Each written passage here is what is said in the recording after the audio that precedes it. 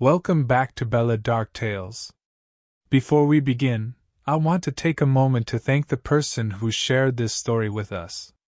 This account was sent in by a listener named Margaret Holloway, from a small town called Harlan's Creek, just outside of Knoxville, Tennessee. Margaret, thank you for trusting us with this. I know it wasn't easy to write down. And for everyone listening right now, whether you're driving home late, sitting in a quiet room, or lying in bed with the lights off, I want you to get comfortable, because this one is going to take a while. And once you hear it, I don't think you're going to forget it. This is Margaret's story. In her own words, as best as we could preserve them. I grew up believing in God the way most kids in small southern towns grow up believing in God. It wasn't something you chose. It was just something that was there, like the water from the tap or the humidity in August. You didn't question it. You didn't examine it. You just accepted it the way you accepted everything else that had always been true before you were old enough to have an opinion about anything. My mother was a believer in the quiet, private way. She kept a Bible on her nightstand and read a few verses every morning before she got out of bed. She said grace before every meal, even if it was just the two of us eating cereal at the kitchen counter on a Tuesday morning. She didn't push it on me. She didn't force me into the pew every Sunday, or make me feel guilty for asking questions. She just believed, and she let me watch her believe, and she trusted that somewhere along the way I would find my own version of it. My father was different. He had grown up in the church the way a plant grows up in a greenhouse, surrounded, contained, shaped by it. His faith wasn't quiet. It was loud and structural and sometimes a little frightening to be near. He quoted scripture the way other fathers quoted baseball statistics. He had opinions about theology that he would share at the dinner table whether you asked for them or not. He wasn't mean about it. He wasn't cruel. But there was something underneath his faith that I always felt when I was a child and couldn't name until I was much older. Something that wasn't quite peace. Something that was more like pressure. We attended Calvary Road Church of the Living Word. That was the full name, though everyone in Harlan's Creek just called it Calvary Road or sometimes just the church, as if there were no others.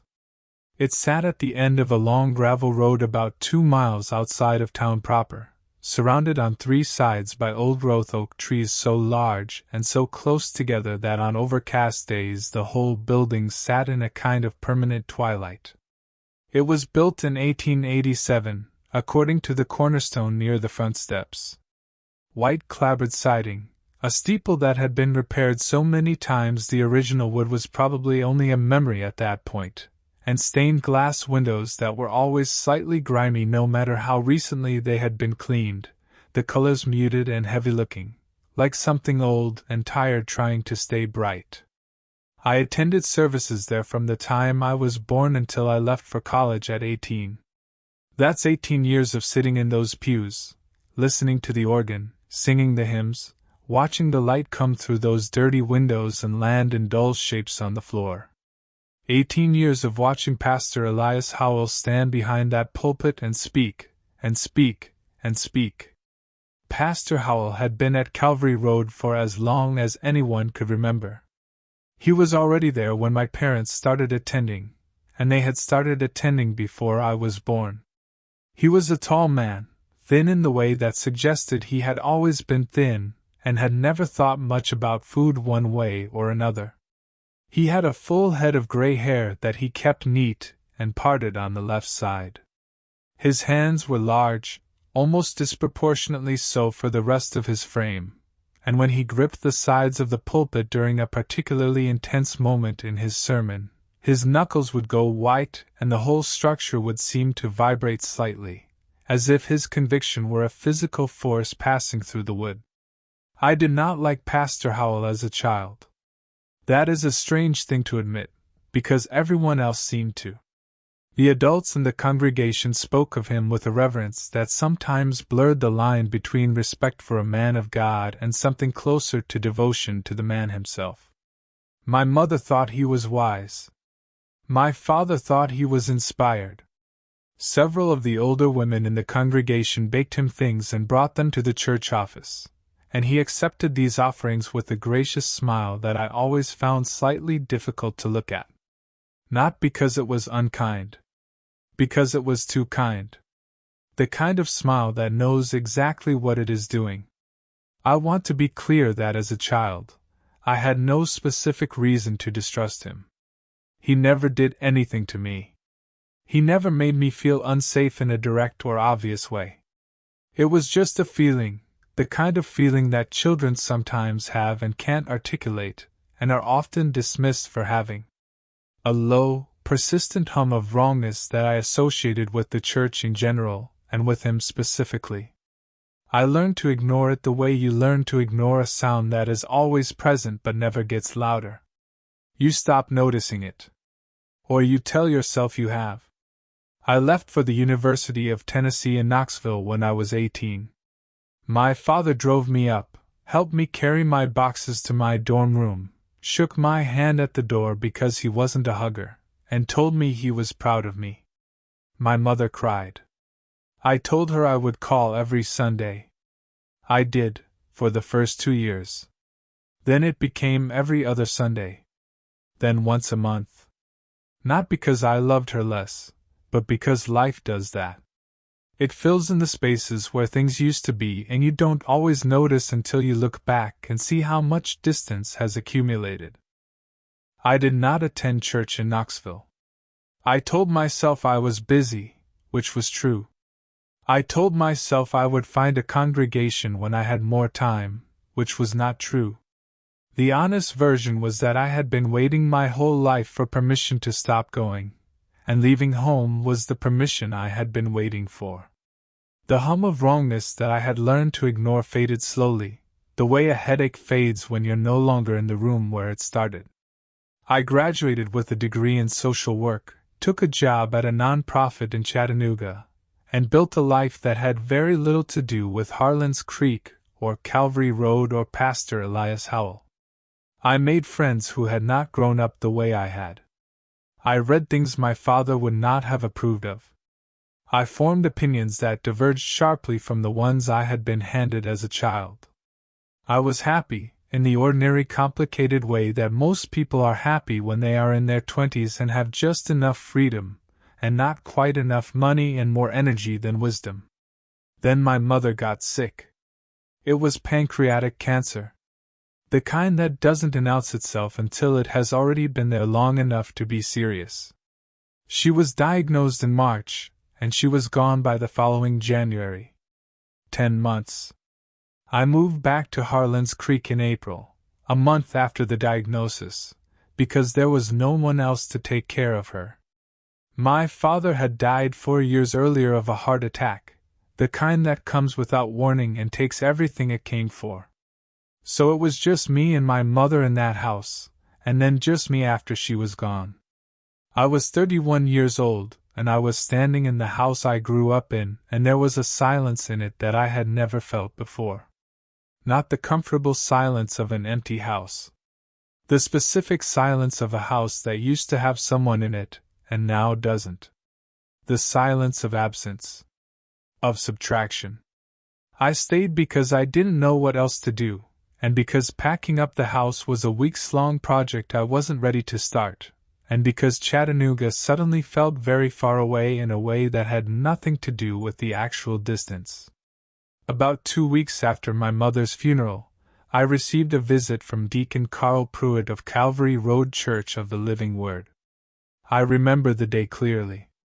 It was late October, gray and cold in that specific way that East Tennessee gets in the fall, when the leaves have mostly come down and everything looks stripped and honest. I was sitting at the kitchen table with a cup of coffee that had gone cold, going through a stack of my mother's papers, when the knock came at the front door. 3 knocks, evenly spaced, the kind of knock that has a considered quality to it, that communicates patience and certainty. Deacon Pruitt was a stocky man in his late 60s, with the kind of face that has been outdoors a lot and shows it. He had been a deacon at Calvary Road for as long as I could remember. He had known my parents. He was carrying a foil-covered casserole dish and wearing his church clothes on a Thursday afternoon, which I found faintly odd. He expressed condolences. He said my mother had been a beloved member of the congregation.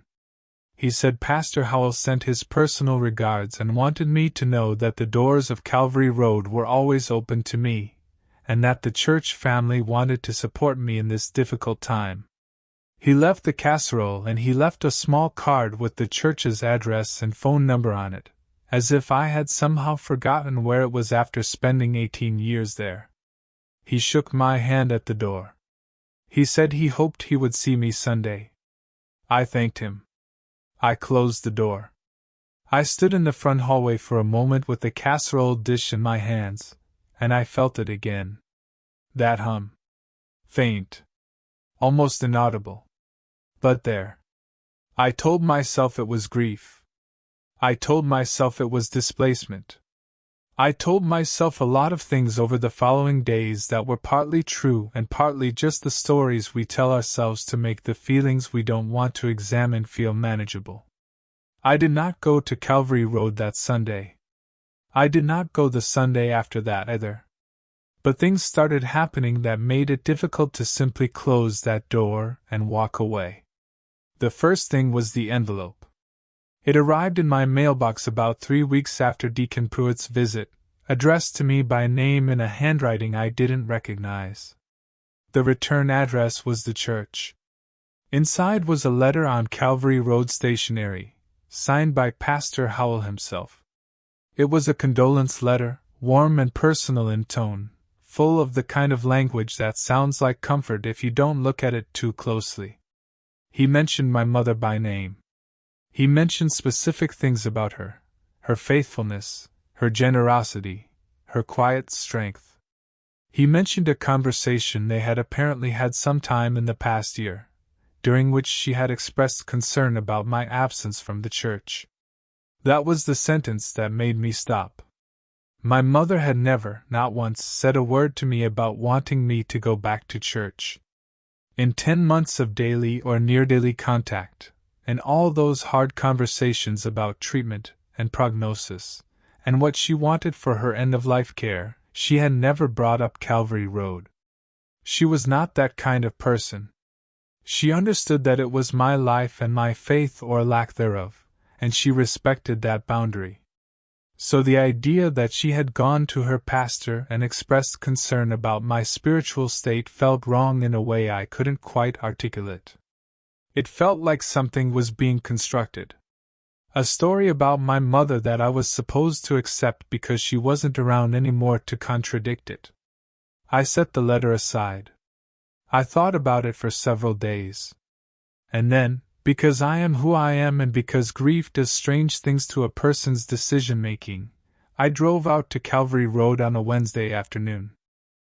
I told myself I was going to speak to the secretary, ask about my mother's involvement in the congregation during her illness, get a sense of whether there was a community of people she had been close to that I should perhaps acknowledge or thank. That was what I told myself. The honest version was that the letter had gotten under my skin and I needed to see the place again to understand why. The church sat the same as it always had at the end of its long gravel road, under its permanent twilight of oak trees.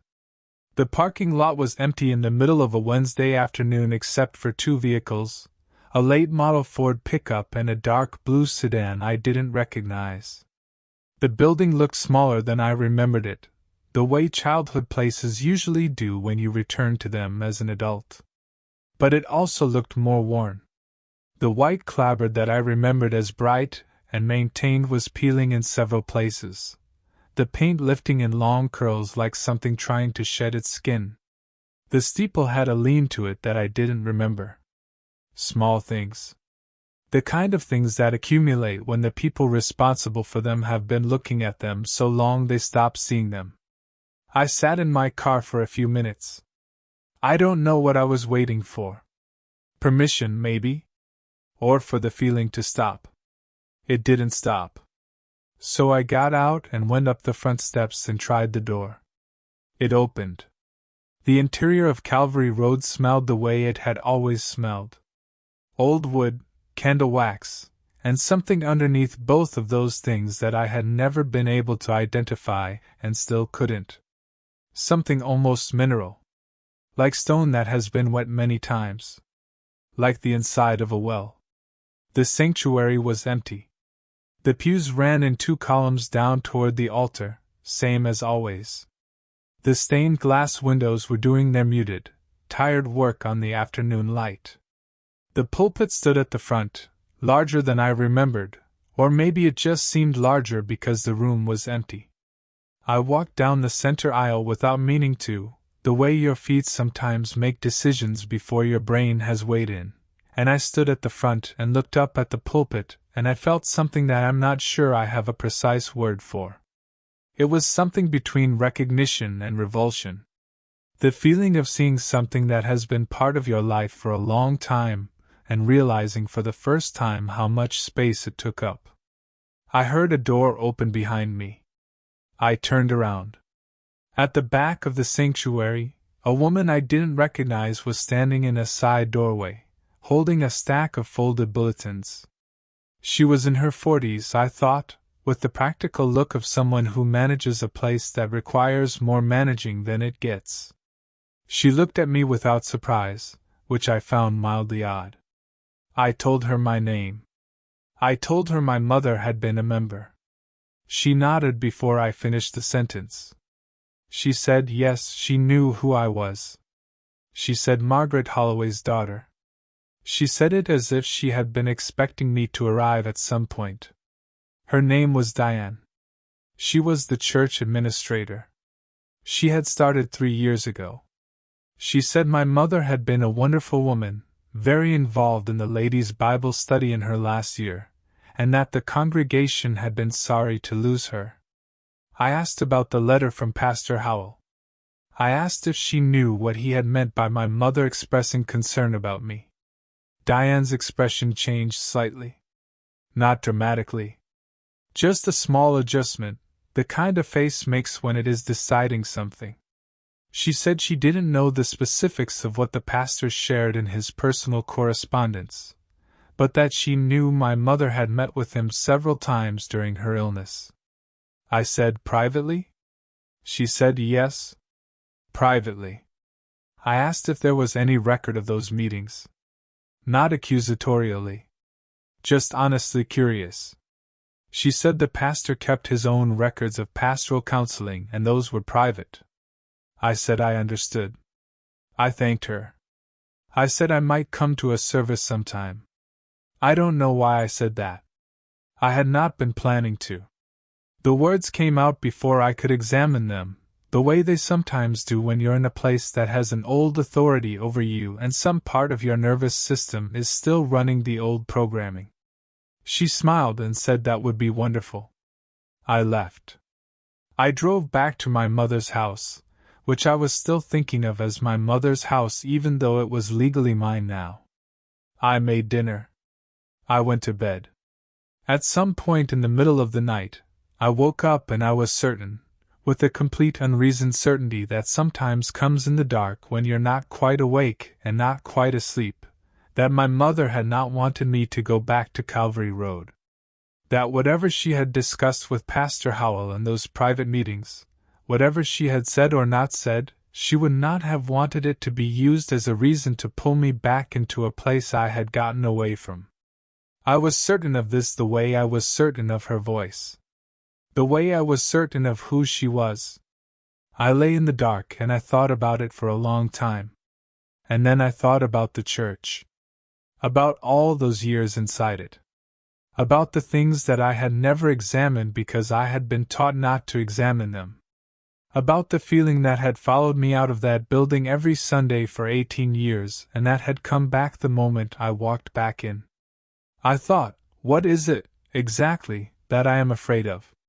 And then, more carefully, what is it, exactly, that there is to be afraid of?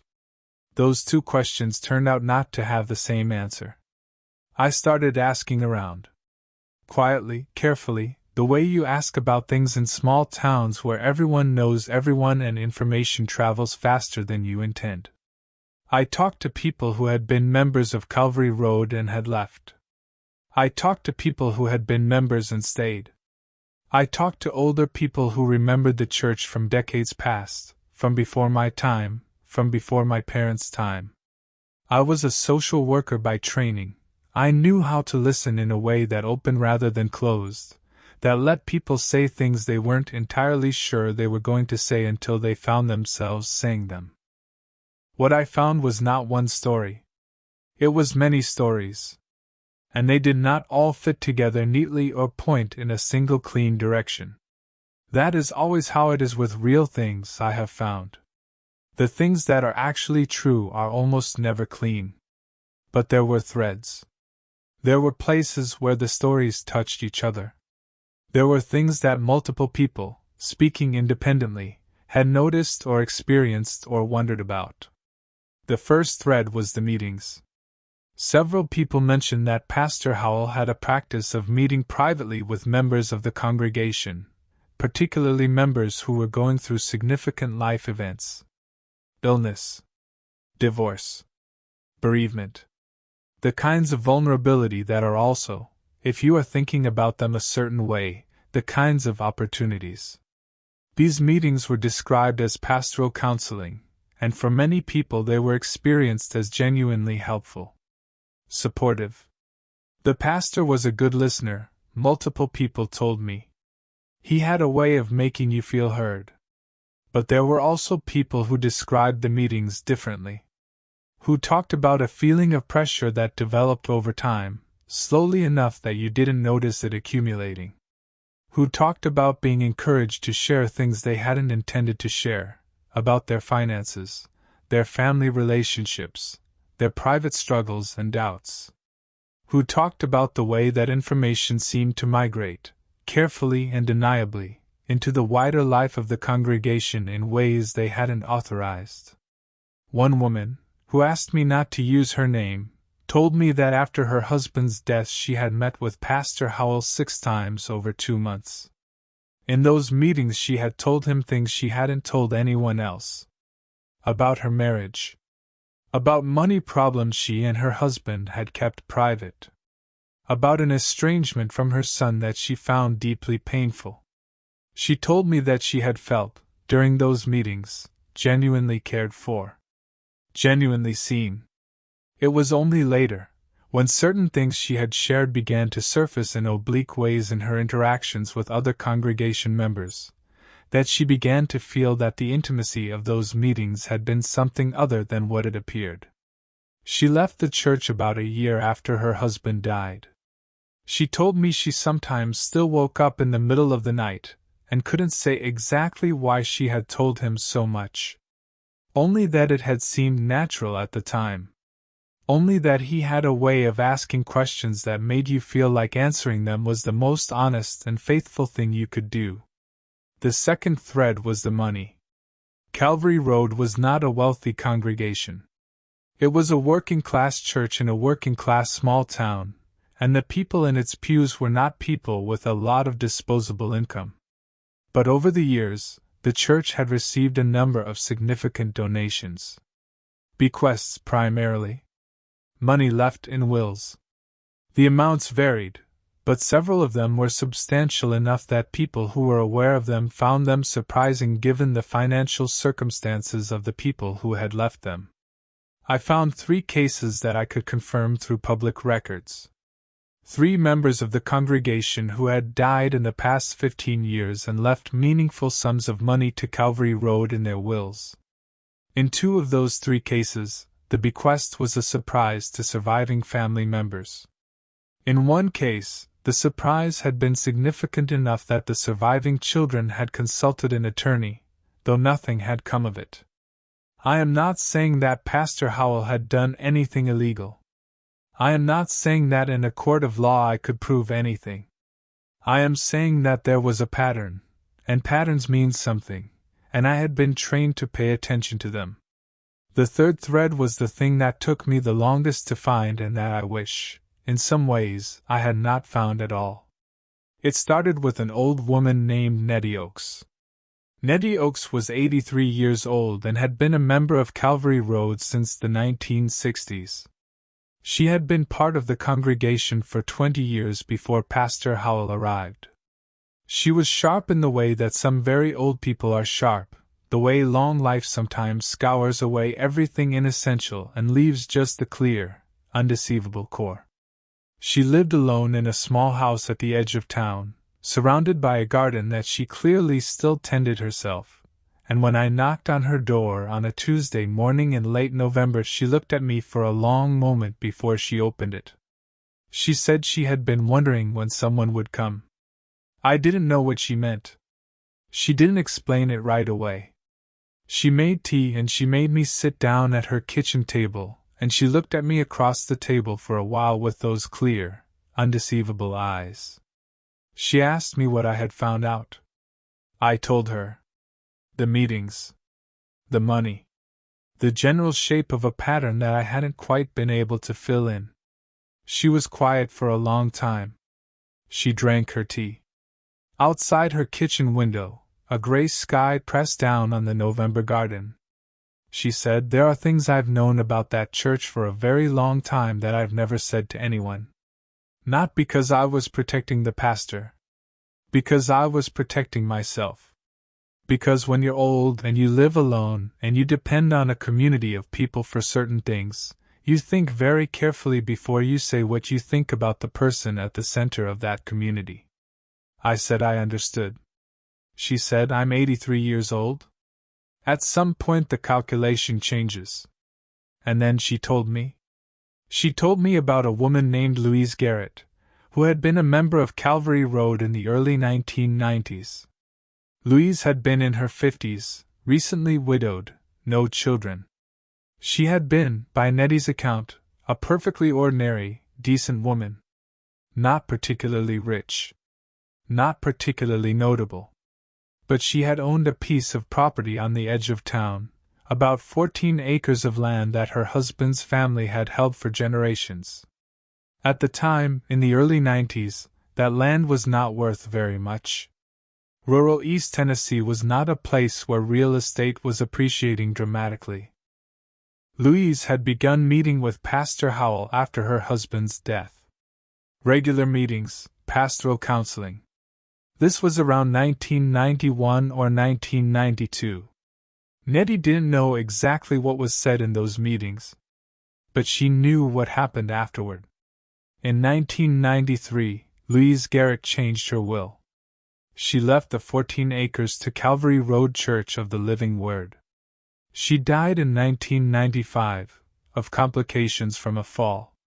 The land passed to the church.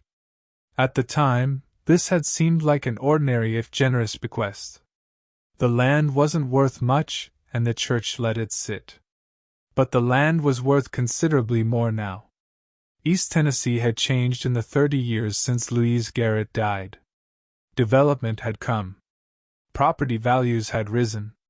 14 acres on the edge of a small town that was now effectively a suburb of Knoxville was not nothing. Nettie didn't know the current value. But she knew it had been appraised recently, because there had been a discussion about it at a congregational meeting a year ago, a meeting where numbers had been mentioned. I looked it up later. The land was currently assessed at a little over $1.2 million. I sat with that information for a long time. But that wasn't the thing that kept me awake. Nettie told me something else. Something she had never told anyone. Something that she said she had carried alone for 30 years because she hadn't been sure what to do with it, and then she had gotten old, and still hadn't been sure. She said that in 1994, about a year before Louise Garrett died, Louise had come to her. She had come to her in a state that Nettie described as frightened. Not distressed in the way of grief or illness. Frightened. The kind of frightened that is about a specific thing. She had told Nettie that she wanted to change her will back. That she had made a mistake. That she had been, she said, and these were the words Nettie used, the words she said Louise had used, she had been made to feel that it was what God wanted. And that she was no longer sure that was true. Nettie said she had asked Louise what she meant. Louise had not said much more than that. She had been vague in the way of someone who is afraid of being specific. She had said that the meetings with the pastor had started to feel different than she had expected them to feel. That she had shared things she now wished she hadn't. That she sometimes felt, in the days after a meeting, that there was pressure on her from directions she couldn't quite identify. Nettie had listened. She had not known what to say. She had told Louise that she could consult an attorney about the will. Louise had said she was afraid that if she did, people would find out, and she depended on the church community in ways that made that frightening. She had died 8 months later. Nettie cried a little when she told me this. Not dramatically. Quietly. The kind of crying that is very old and has been sitting with you for a long time. She said she had never known if it had been intentional. She had never known if she was seeing something real or projecting. She had been a woman in her 50s herself at the time, embedded in the congregation, not wanting to believe what she thought she might be seeing. And then Louise had died and the land had passed to the church and life had continued and nothing had happened to make her say anything. She said, "But I've thought about it every few years for 30 years. And I think about Louise being afraid. And I've never been able to let go of it." I drove home from Nettie's house in the early afternoon. The sky was completely overcast and the road was empty, and I drove slowly because I needed more time than the distance gave me. I had come back to Harlan's Creek to take care of my mother and to pack up a house and to grieve. I had not come back to do this. I had not come back looking for anything. I had not wanted any of this to be real. I thought about my mother. About those private meetings. About the letter that had used her words, her concerns, as leverage to pull me back in. I thought about whether the version of my mother that Pastor Howell had presented in that letter was a version she would have recognized. I thought about what she might have told him. What she might have shared in those private rooms during those 10 months of illness and fear and diminishment. What a man very skilled at asking the right questions might have been able to extract from a frightened, dying woman who trusted her pastor and believed that what she said in those meetings was sacred and private. I thought, has he done something to my mother's will? I did not want to think this. I thought it anyway. I called an attorney in Knoxville the next morning. A probate attorney who had been referred to me by a colleague. I asked about the process for reviewing a will for undue influence. I explained the general shape of the situation without many specifics. The attorney was careful and professional and did not overpromise anything. She said that undue influence cases were difficult to prove and required evidence of several things, including the testator's vulnerability, the influencer's access to the testator, and a change in the will that benefited the influencer. She said I should bring her the actual documents, and she would review them. I went back through my mother's papers that night. The will had been drawn up by a local attorney in Harlan's Creek, a man named Gerald Sims who had been doing wills and property transfers and small business contracts in that town for 30 years. I read the will 3 times. It was straightforward. The house and its contents came to me. Her modest savings account came to me. There was a list of small personal bequests to friends. And there was a paragraph near the end stating that she was leaving $5,000 to Calvary Road Church of the Living Word, in gratitude for the pastoral care received during her illness. $5,000. Not $1 million. Not the house. Not the land. $5,000. I read that paragraph several times. I tried to hear it in my mother's voice, tried to imagine her deciding to do it. It was possible. It was entirely possible that she had made that decision herself, freely, as an expression of genuine gratitude. $5,000 was meaningful to her but not ruinous. It did not substantially change what came to me. It was the kind of thing a generous, faithful woman might do. I called my Knoxville attorney back and told her what I had found. She said that a $5,000 bequest from a grateful congregant did not constitute a basis for a legal challenge. She said I might want to consider whether I had other reasons to pursue this beyond the financial question.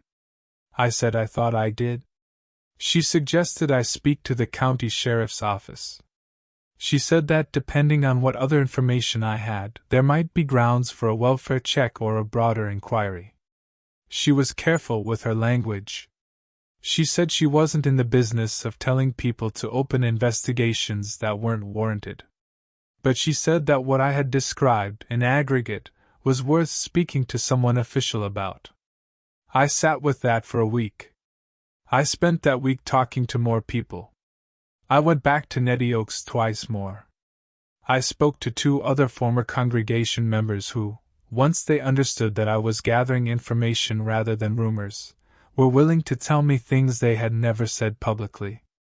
I found another case, more recent than Louise Garrett, involving a man named Robert Hale who had died in 2018 and whose estate had included a donation to the church that his daughter had questioned and ultimately not pursued because, as she told me, she had been too exhausted by grief to fight. I was building something. I didn't know exactly what it would become. I knew that whatever it was, once I put it in front of someone official, it would no longer be just mine, and it would no longer be something I could walk away from. I thought about whether I was prepared for that. I decided that I was. I went to the county sheriff's office on a Thursday morning in December. I brought a folder of notes, copies of documents I had gathered from public records, and the names of 7 people, including Nettie Oaks, who had agreed to speak to investigators if it came to that.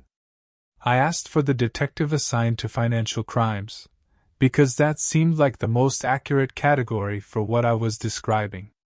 The deputy at the front desk asked me what it was regarding, and I said it was regarding potential elder financial abuse, and I said the name of the church. The deputy's expression did something brief and complicated. He took my name. He said someone would be in touch. A detective named Harris called me the next day. We met at the sheriff's office that afternoon. I told him everything. I laid it out in the organized way I had been trained to lay things out, chronologically, with clear distinctions between what I knew and what I suspected, and what I had been told. Detective Harris listened in the way that professionals who have listened to a lot of things listen. Without visible reaction. Taking notes. He asked good questions. He asked about Nettie Oaks and whether she was willing to make a formal statement. He asked about Robert Hale's daughter and whether she had retained any documentation from her concerns about her father's estate. He asked about the Louise Garrett property, when it had been transferred, whether there had been any subsequent transactions. I told him what I had. He said he would look into it. I left the sheriff's office and I sat in my car in the parking lot for a long time. It was mid-December. The sky was doing that thing it does in East Tennessee in winter, that dense gray uniformity that is not dramatic but is very complete. I was cold. I hadn't been sleeping well. I had been doing this for 6 weeks and I was not sure what I had started or where it was going. Then my phone buzzed with a text message from a number I didn't recognize. It said, "You should stop asking questions." I read it several times. I didn't respond. I drove home and I called Detective Harris and I forwarded the text to him. He said to hold on to it and to let him know if there was any further contact. There was further contact. Over the next week I received 3 more texts from different numbers, all of them variations on the same message. Stop asking questions. Let the past stay in the past. You should think about what you're doing. I told Detective Harris. I told him I was not going to stop. He told me to be careful. I told him I had lived in this town for 18 years and then I had gotten out, and then I had come back and I had found something that I could not put down. I told him I was going to see it through. 2 days before Christmas, someone put a dead crow on my front porch. I know how that sounds. I know that a dead crow on a porch can be a mundane thing.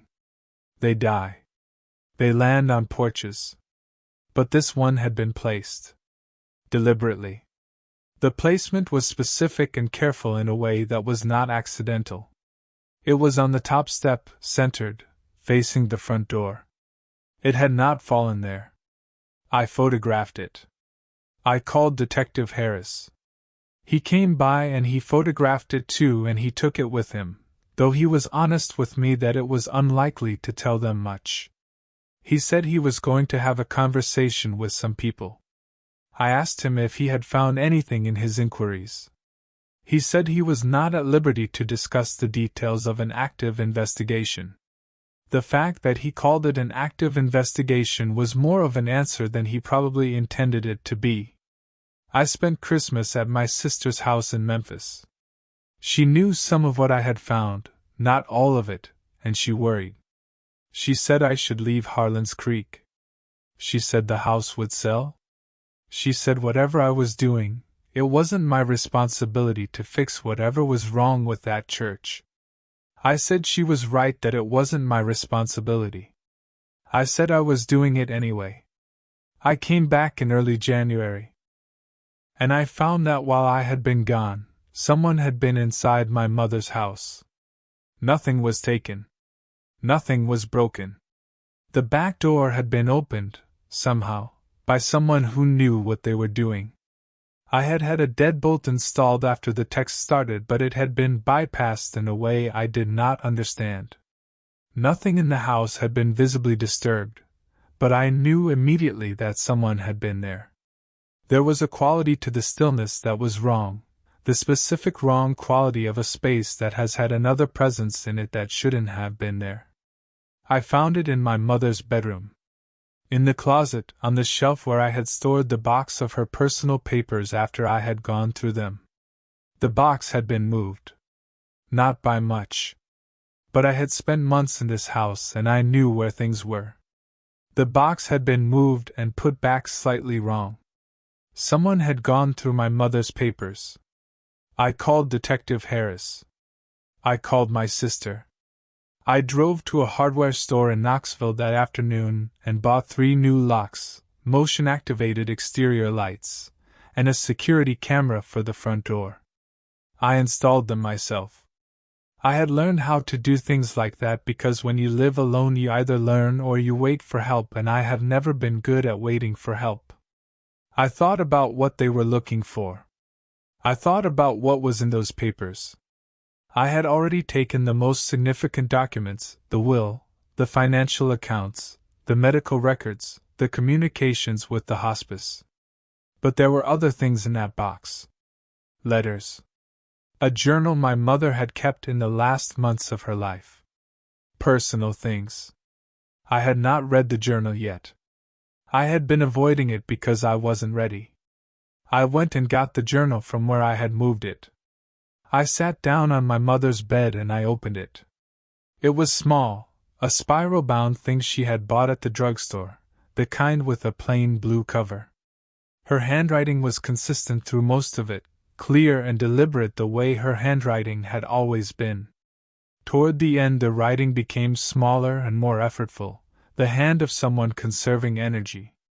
Most of what she had written was about her illness, about her treatment, about the small daily textures of a life in diminishment. She wrote about the birds at the feeder outside her bedroom window with a particularity and love that made it very difficult to read. She wrote about me, about being glad I was there, about things she wished she had said and things she was relieved she didn't have to say. She wrote about my father and about missing him and about hoping that whatever came next involved being somewhere with him again. And then, in an entry dated in September, about 4 months before she died, she wrote about a meeting with Pastor Howell. I am going to set down what she wrote as exactly as I can remember it, because I have read it many times since and I want to get it right. She wrote that the meeting had been different from the others. That it had started normally, with prayer and with conversation about her illness and her fears. But that at some point it had shifted. She wrote that the pastor had asked her about her regrets, and she had told him about me, about the distance she felt between us, about her fear that she had not done enough to maintain my faith. She said this had been painful to say and that she had cried. She wrote that the pastor had been kind and patient. And then she wrote this: he said that he believed you would come back to the church when I was gone. He said that you had always had faith in you even when you turned away from it. And then he said, this is the part one have been sitting with. He said that sometimes when we grieve we try to make sense of loss by making amends in ways that align us with what the person we lost believed in. He said he had seen it many times. He said sometimes the most powerful thing a parent can do is to make a gesture toward the church that could be a bridge for a child who has walked away. She wrote that she had understood what he was suggesting. That he was suggesting she leave something to the church in her will. She wrote that she had not responded to this directly, that she had changed the subject, and that she had left the meeting feeling disturbed in a way she couldn't fully explain. She wrote that she had not changed her will because of what he said.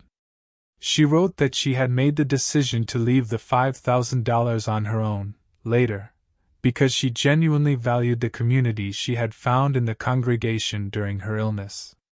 She wrote that she did not believe he was a bad man, but that she had not liked the feeling in that meeting. She wrote that she was leaving this in a journal because she did not want to say it aloud to anyone, but she did not want to leave with it unsaid. She wrote, I love you and I am glad you got away from there. I hope you stay away. I sat on her bed for a long time with that journal on my lap. Then I took a photograph of the page. I called Detective Harris and told him I had something for him. I drove to the sheriff's office. He read the entry carefully. He read it twice. He didn't say anything right away. Then he said, Ms. Holloway, I want to be clear with you about what this is and isn't. This is personal testimony from a deceased individual about a conversation that the other party to that conversation can characterize however he chooses. It does not prove a crime was committed. What it does is it adds to a pattern that we are building a picture of. He said, we have been looking at this. We have found other things. I can't tell you everything, but I can tell you that your information has been useful and that you are not the only person who has come to us. I asked him who else. He said he couldn't tell me that. But he said there were others. I went home. The next 3 months were strange and slow and full of waiting. Detective Harris checked in periodically with brief, carefully worded updates. A referral had been made to the State Attorney General's office.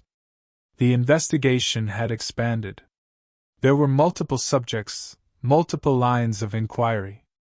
He told me to be patient and to be careful and to stay in touch. I did my best.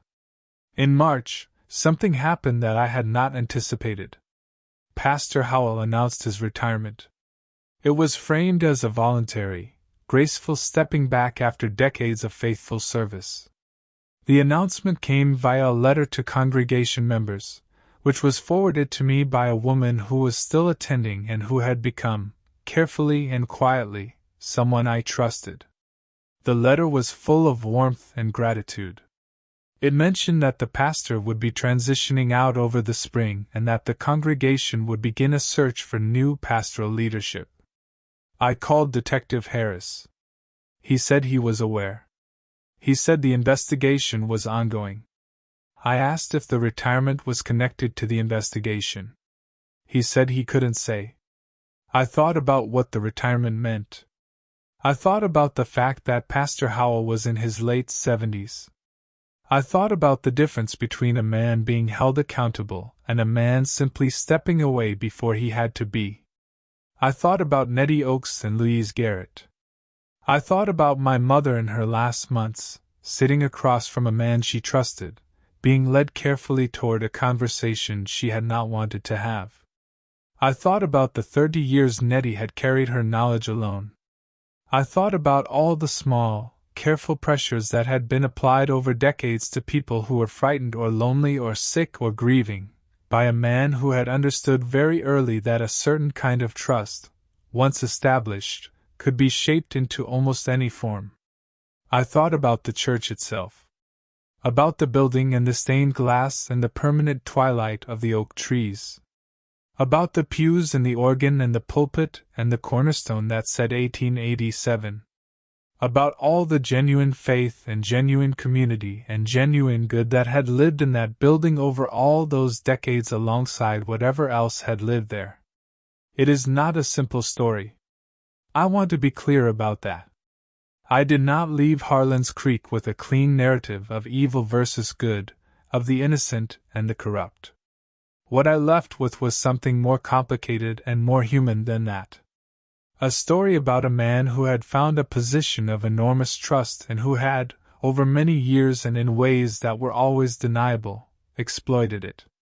A story about the particular vulnerability of people who are suffering. A story about how the most dangerous manipulations are the ones that look like care.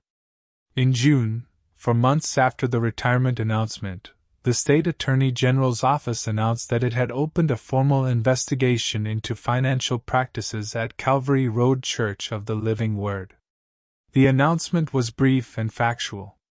It did not name specific individuals. The local paper covered it with a single story, 200 words, buried on page 7. In a larger city it might have been front-page news. In Harlan's Creek it was something people read and then talked about in low voices and then mostly set aside, because the alternative, taking it fully in, was too disorienting. I sold my mother's house in August.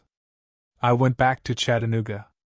I took with me the journal, the letter, the folder of notes, and the specific, unshakable memory of sitting across from Nettie Oakes on a gray November afternoon and watching a very old woman finally put down something she had been carrying for 30 years. I don't know what will come of the investigation. These things move slowly and the outcomes are uncertain, and the man at the center of it is old and in poor health, and the law has a complicated relationship with the kind of harm that is inflicted quietly, over years, in private rooms, through the mechanisms of trust and faith and the specific vulnerability of the grieving. But here is what I know. I know that my mother wanted me to stay away. That even at the end, even in the worst of her fear and her pain, she was still protecting me from it. That the letter that was sent to me in her name, that used her concern for me as a means of pulling me back, was the most direct violation of all of them, because it used her love and her voice as instruments. I know that Nettie Oakes slept better after she made her statement. She told me so, the last time I spoke to her. She said it was like putting something heavy down that she had forgotten she was carrying. I know that the church is still there. It will be there long after whatever the investigation produces or doesn't produce, long after Pastor Howell is gone, long after all of us who were part of this particular chapter have finished our time there. The building will remain. The stained glass will keep doing its muted, tired work on the light. Someone else will stand behind that pulpit. I know that what lives in a place is not always the same as what the place is. And I know that when I drive back through Harlan's Creek sometimes, which I do when I visit people there, I sometimes drive past the end of that gravel road. I don't turn down it. I don't stop. But sometimes I slow down slightly, just enough to see the building through the trees, and I think about everything I know about it, and I think about my mother telling me in her quiet, careful handwriting to stay away, and I keep driving. There is a particular kind of dread that doesn't announce itself. It doesn't come with the obvious signals. It doesn't come with sounds or with darkness or with things that are clearly wrong. It comes slowly, over years, through the ordinary channels of community and trust. It comes wearing the face of kindness. It comes through the mechanisms of faith, through the specific vulnerability of people who want to believe that there is someone they can trust absolutely, who will hold what they say with care. That is the kind of dread I spent 18 years sitting in without being able to name it. That is the kind of dread I went back to Harlan's Creek and finally looked at directly. It was there all along. In that building, in that permanent twilight. The church was listening. It had always been listening. It was listening to everything. And now I think that is all I have to say. That's where Margaret's story ends. And I want to sit here for a moment in the silence after it, because I think it deserves that. I think Margaret deserves that. There are horror stories that frighten you and then release you. They have a monster, they have a confrontation, they have an ending that gives you somewhere to put the fear. And then there are stories like Margaret's, the ones that don't do that. The ones that put the fear somewhere inside you where it is going to live for a while, because what it is describing is real, and close, and doesn't go away when the story ends. What Margaret found in Harlan's Creek is not a ghost. It's not a demon or a creature or something that exists outside the waking world. What she found was the thing that, in a lot of ways, I think we are most afraid of, that the people we trust the most may be the people we should have been most careful around. That the institutions we are handed as children, the ones that tell us they are the guardians of what is sacred, can be turned, slowly, quietly, into something else entirely by a person who understands that trust is a resource. That is a kind of horror that stays with you. Margaret, I hope you're doing well in Chattanooga. I hope the investigation goes somewhere real. I hope Nettie Oakes is sleeping. And I am genuinely glad you wrote to us, even though I imagine it was not easy to put it all down in one place like this. Telling a true thing, in full, is its own kind of courage. If this story affected you, and I think it may have, I'd encourage you to sit with it. Not to perform the discomfort but to let it be useful.